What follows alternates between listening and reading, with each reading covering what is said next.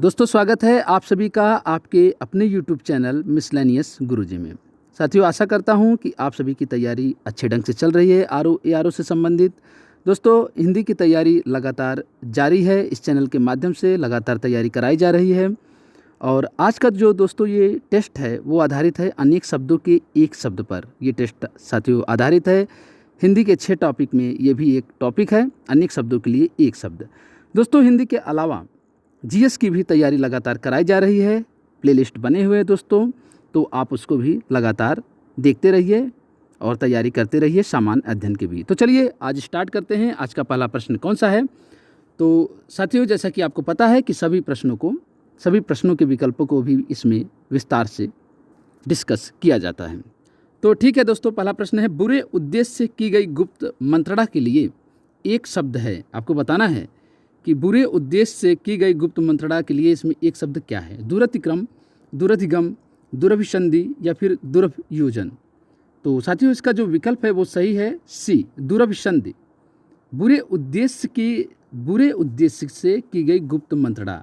साथियों ये इसका दुरभिसंधि का अर्थ क्या होता है?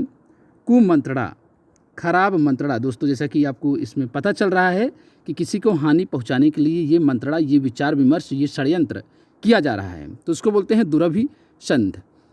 इसमें आप देख रहे हैं ऑप्शन डी, जो आप देख रहे हैं विकल्प डी, दुरभियोजन। तो साथियों इसमें अंतर क्या है? किसी को हानि पहुंचाने के लिए गुप्त कार्यवाही। दोस्तों अब इसमें एक्शन लिया जा रहा है, वहाँ पे साथियों दुरभिसंध में मंत्रणा की जा रही है, इसमें कार्यवाही की जा रही है गुप्त रूप से। ठीक है दोस्तों, तो इसको बोलते हैं दुरभियोजन। अब देखते हैं इसमें विकल्प ए है दुरतिक्रम। तो दुरतिक्रम का क्या अर्थ होता है?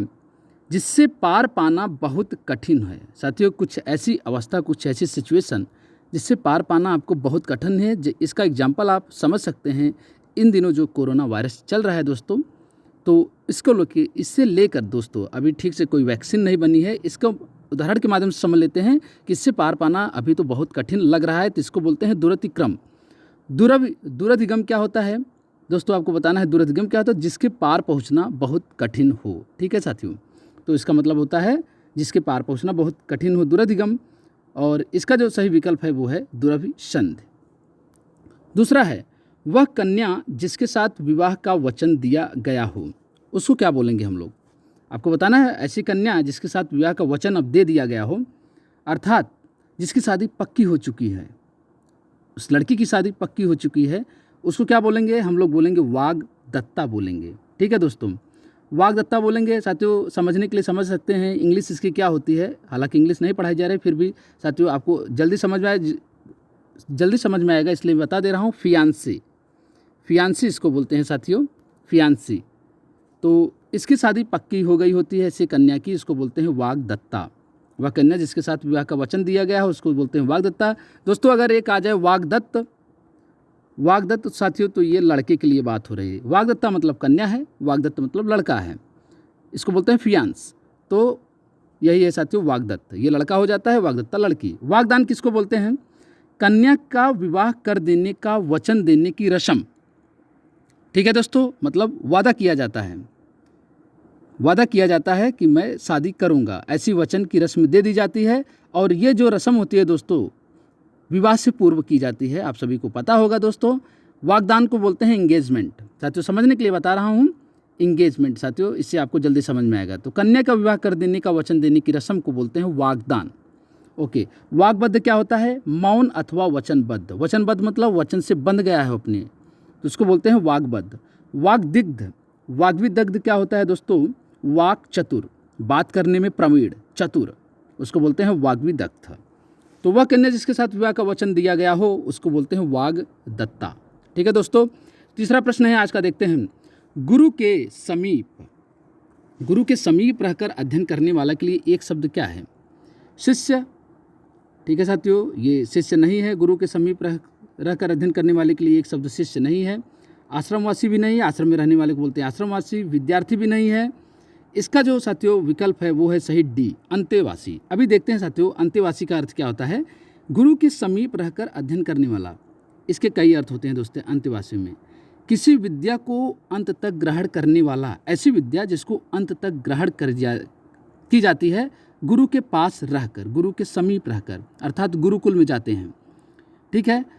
या इसका अर्थ होता है अंत्यवासी का एक अर्थ और होता है दोस्तों अन्य स्थान पर रहने वाला और अंत तक रहने वाला, जब तक उसकी विद्या खत्म न हो जाए।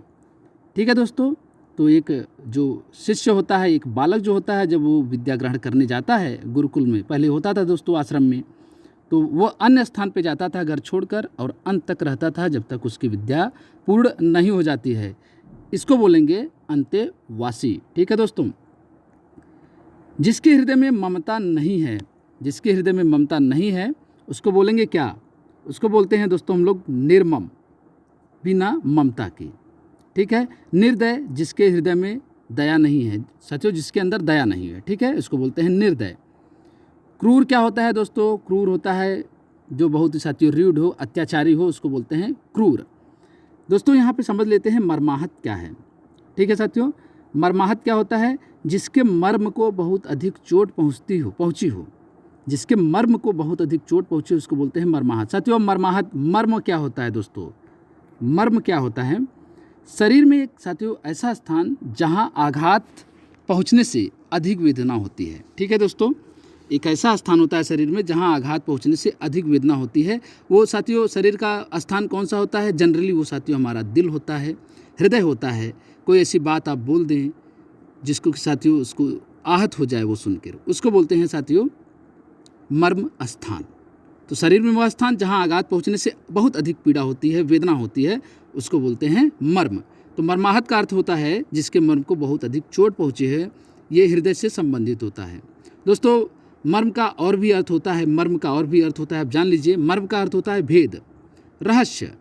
ठीक है दोस्तों। इसका एग्जाम्पल से समझेंगे साथियों।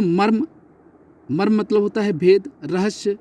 तो बात अगर एक उदाहरण लेते हैं तो रामायण में एक पात्र था साथियों रावण, आप जानते हैं अच्छी तरह से। तो साथियों रावण का मर्म स्थान क्या था? भेद, ऐसा स्थान जहाँ पे उसका साथियों छुपा हुआ था कि वहाँ पे अगर तीर लगेगा तो उसकी मृत्यु हो जाएगी नाभि में। तो साथियों मैं एक एग्जाम्पल इसलिए दे रहा हूँ कि मर्म मतलब भेद, रहस्य भी होता है, और मर्म का अर्थ होता है शरीर में वह स्थान जहाँ आघात पहुँचने से अधिक वेदना होती है। ठीक है दोस्तों। ये सिर्फ उदाहरण के लिए था जिससे कि आपको जल्दी समझ में आए। तो जिसके हृदय में ममता नहीं है वो है निर्मम। वह नायिका जो अपने पति के परदेश में होने कारण दुखी हो, वह है, उसको क्या बोलते हैं दोस्तों हम लोग? ऐसी नायिका जो अपने पति के परदेश में, नायिका मतलब स्त्री दोस्तों, प्रिया, लवर, जो अपने पति के परदेश में होने कारण दुखी हो, वो उसको क्या बोलेंगे हम लोग? तो उसका जो सही विकल्प है वो है वियोगिनी। ठीक है, वियोगिनी। उसका पति परदेश में चला गया, उसका प्रेमी परदेश में चला गया, वो घर पे है, उसकी याद में तड़प रही है, उसको बोलते हैं वियोगिनी। प्रोषित पथिका क्या है? ठीक है दोस्तों। प्रोषित पथिका क्या है? तो जिस स्त्री का पति विदेश चला गया हो। ठीक है, जिस स्त्री का पति विदेश चला गया है उसको बोलते हैं प्रोषित पथिका। ओके, उसको बोलेंगे क्या? प्रोषित पथिका। विरह विदग्धा क्या होता है? विरह में जलने वाली स्त्री। ठीक है, विरह मतलब दुख होता है, दुख में जलने वाली स्त्री, उसको बोलते हैं विरह विदग्धा। खंडिता क्या होता है? तो वह स्त्री जिसका पति रात में दूसरी स्त्री के पास रहकर फिर से सुबह चला आया हो, अपनी स्त्री के पास, अपने पत्नी के पास, उसको बोलते हैं खंडिता। तो ऐसी नायिका जो अपने पति के परदेश में होने के कारण दुखी है, उसको बोलेंगे वियोगिनी। ठीक है, चलिए फिर चलते हैं, देखते हैं छठा प्रश्न क्या है। जिसका जन्म छोटी जाति में हुआ हो उसके लिए एक शब्द क्या है? तो दोस्तों इसका जो सही विकल्प है वो है अंत्यज। अंत्यज, जिसका जन्म छोटी जाति में हुआ है। चार साथियों हिंदुओं में 4 वर्ण हैं, ब्राह्मण, क्षत्रिय, वैश्य और शूद्र।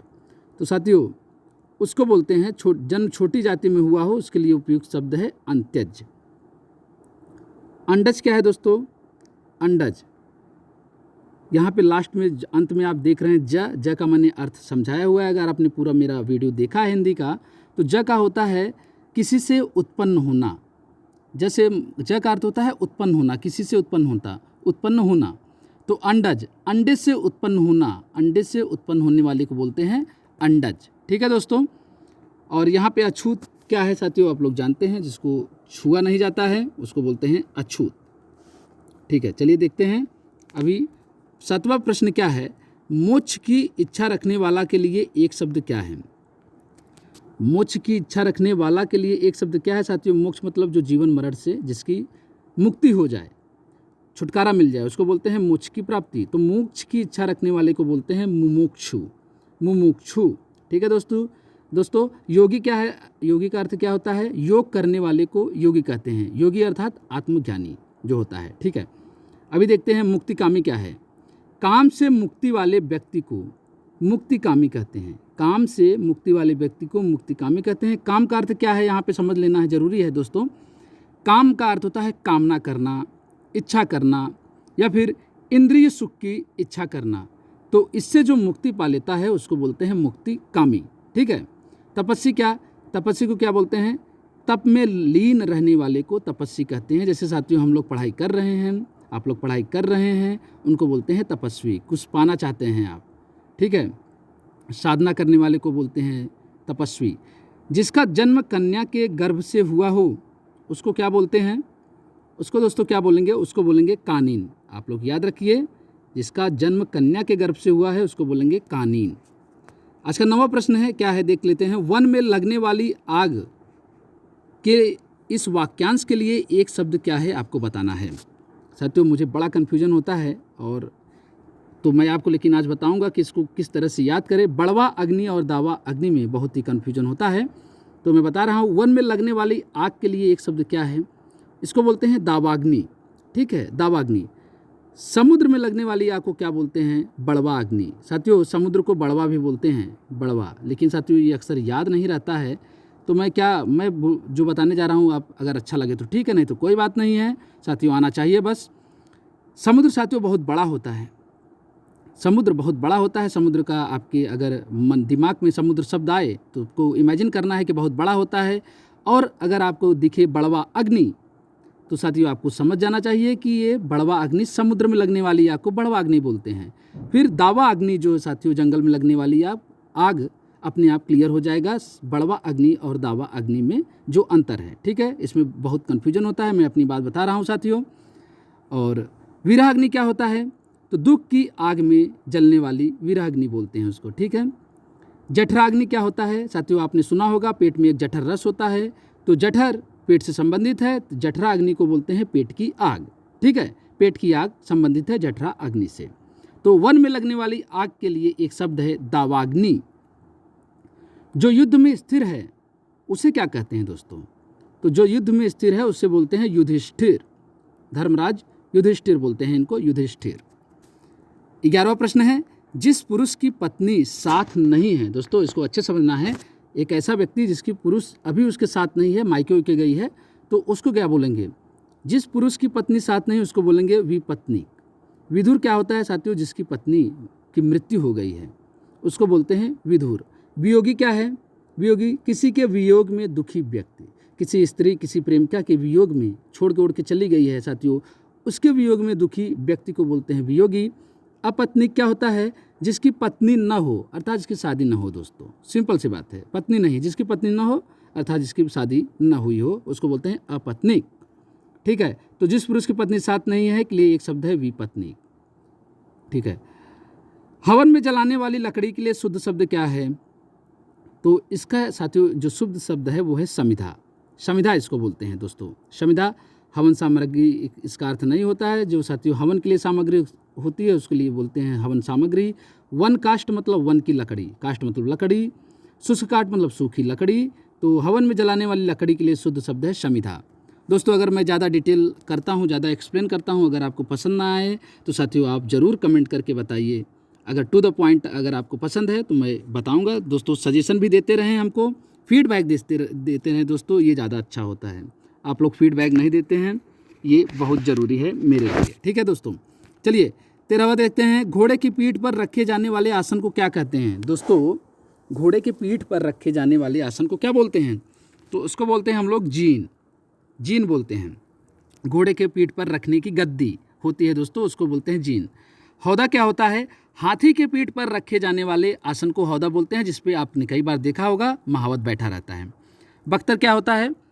तो लोहे का जाल का एक ऐसा कवच होता है दोस्तों, जो लोहे का जाल का कवच बना होता है और जिसे युद्ध के समय पहना जाता है। आपने कई बार मूवीज़ में देखा होगा, अक्सर जो है लोहे का जाल वो लोग पहने रहते हैं युद्ध के समय। उसको बोलते हैं बख्तर। काठी क्या होता है साथियों? काठी का संबंध यहाँ पे जीन से है, ठीक है। वह जीन जिसके नीचे काठ अर्थात लकड़ी लगा होता है उसको बोलते हैं काठी। और जीन क्या होता है? अभी मैंने बताया, घोड़े की पीठ पर रखने की गद्दी होती है, उसको बोलते हैं जीन। ओके दोस्तों, 14वां प्रश्न देख लेते हैं। उत्तराधिकार में प्राप्त संपत्ति के लिए शब्द क्या है? ऐसी संपत्ति जो उत्तराधिकार में प्राप्त हुई है। उत्तराधिकार मतलब पिता से बच्चे को ऐसे ऐसे साथियों उत्तराधिकार में प्राप्त हुई है तो उसको बोलते हैं रिक्त। रिक्त उसको बोलते हैं रिक्त। धरोहर क्या होता है? जो वस्तु दूसरे के यहाँ रखी हो उसको बोलते हैं धरोहर। वसीयत दोस्तों, वसीयत क्या होता है? एक ऐसा व्यक्ति जो मर रहा हो और मरने के पूर्व उसी के द्वारा किसी को अपनी संपत्ति का वारिस घोषित कर देना, ठीक है दोस्तों, उसको बोलते हैं वसीयत। संदाय का अर्थ क्या होता है? तो संदाय का अर्थ साथियों होता है तनख्वाह, पेमेंट, ठीक है, इसको बोलते हैं तनख्वाह, संदाय का अर्थ होता है। चलिए 15वां प्रश्न देखते हैं आज का। अपना उद्देश्य पूर्ण होने पर, एक ऐसा व्यक्ति जिसका उद्देश्य पूर्ण हो गया है, संतुष्ट हो जाए, तो ऐसे व्यक्ति को हम क्या बोलते हैं? अपना उद्देश्य पूर्ण होने पर संतुष्ट, ऐसे व्यक्ति को क्या बोलेंगे? ऐसे व्यक्ति को लोग दोस्तों हम लोग बोलेंगे कृतार्थ। आभारी क्या होता है? जो आभार मानता हो। कृतज्ञ क्या होता है? किए हुए उपकार को मानने वाले को कृतज्ञ बोलते हैं। अगर आपने किसी के ऊपर उपकार किया हो और वो व्यक्ति आपका उपकार मानता हो तो उसको कृतज्ञ बोलते हैं, और अगर उपकार नहीं मानता है दोस्तों तो उसको क्या बोलते हैं? कृतघ्न, ठीक है, बहुत बार पूछा जाता है, कृतघ्न बोलते हैं। खैर चलिए देखते हैं। तो अपना उद्देश्य पूर्ण होने पर संतुष्ट ऐसे व्यक्ति को बोलते हैं कृतार्थ। जिसका दमन किया गया हो के लिए एक शब्द क्या है साथियों? जिसका दमन किया गया हो के लिए एक शब्द क्या है? तो इसका अर्थ होता है दमित, ठीक है, दमित। अब यहाँ पे दमनीय है, आपको कन्फ्यूजन नहीं रहना है। जो दबाया जा सके, जिसे डरा धमका के दबाया जा सके, ठीक है, उसको बोलते हैं दमनीय। दमनीय उसको बोलेंगे जिसे दबाया जा सके, और जिसका दमन किया गया है उसको बोलते हैं दमित। दमन करने वालों को क्या बोलते हैं? दमनशील बोलते हैं। और साथियों दयनीय आप जानते हैं, जो दया करने के योग्य हो उसको बोलते हैं दयनीय, ठीक है दोस्तों। चलिए देखते हैं 17वां प्रश्न क्या है। अगर वीडियो को आपको पसंद आ रहा है दोस्तों तो इसको लाइक भी करें, और आपसे एक प्रार्थना है, गुजारिश है, रिक्वेस्ट है दोस्तों कि वीडियो को शेयर भी किया करिए। तो चलिए देखते हैं 17वां क्या है। ऐसी जीविका जिसका कुछ ठीक ठिकाना न हो दोस्तों के लिए एक शब्द क्या है? मतलब अभी मैं बता दे रहा हूँ, इसका जो अर्थ होता है वो है आकाश वृत्ति, ठीक है दोस्तों। आकाश वृत्ति ऐसे शब्द को बोलते हैं।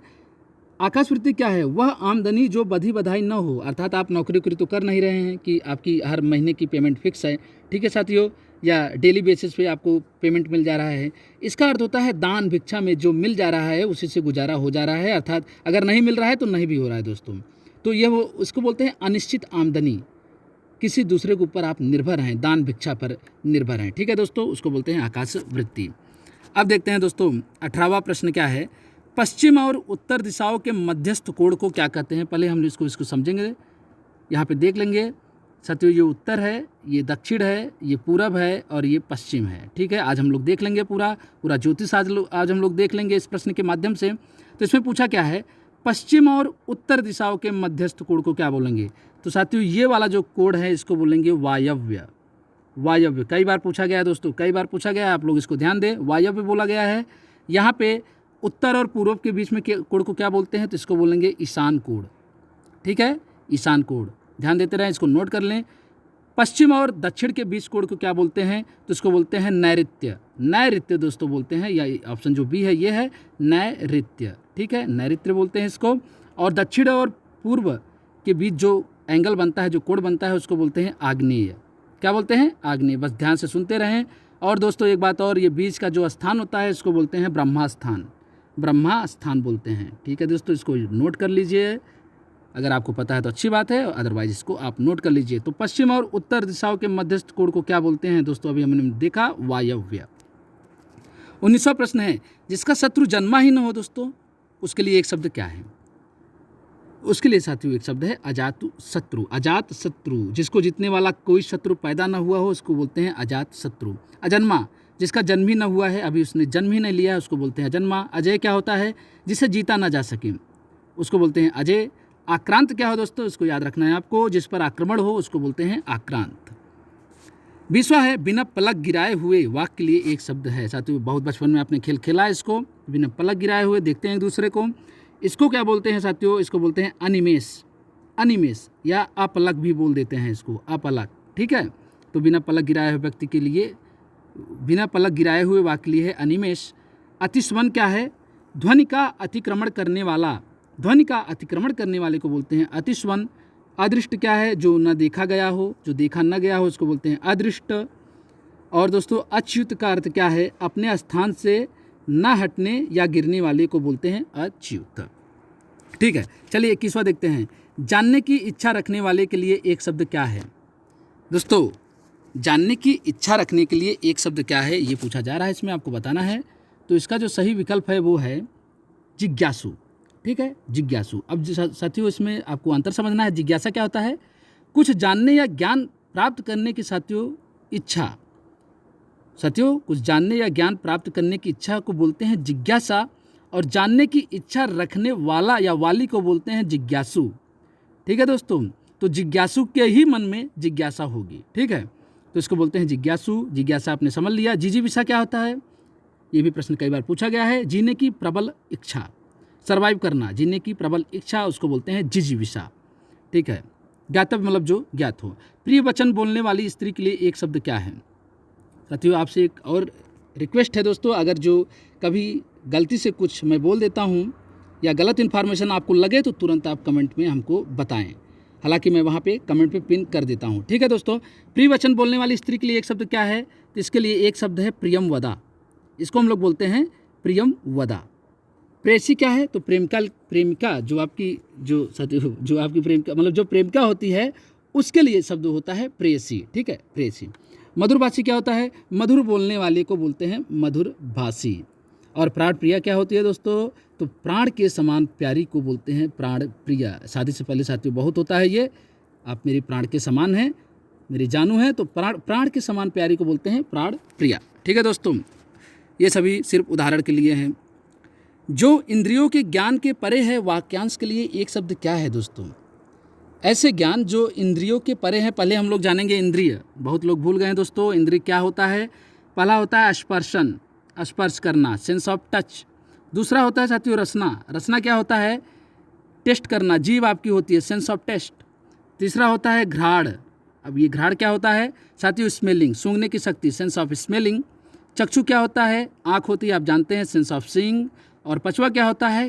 कर्ण स्रोत, जिससे हम लोग सुनते हैं अपने कान से। तो साथियों ये 5 हैं, क्या हैं? इंद्रिय हैं। अब समझिए, जो इंद्रियों के ज्ञान के परे हैं, साथियों आपने समझ लिया है इंद्रिय क्या होती है।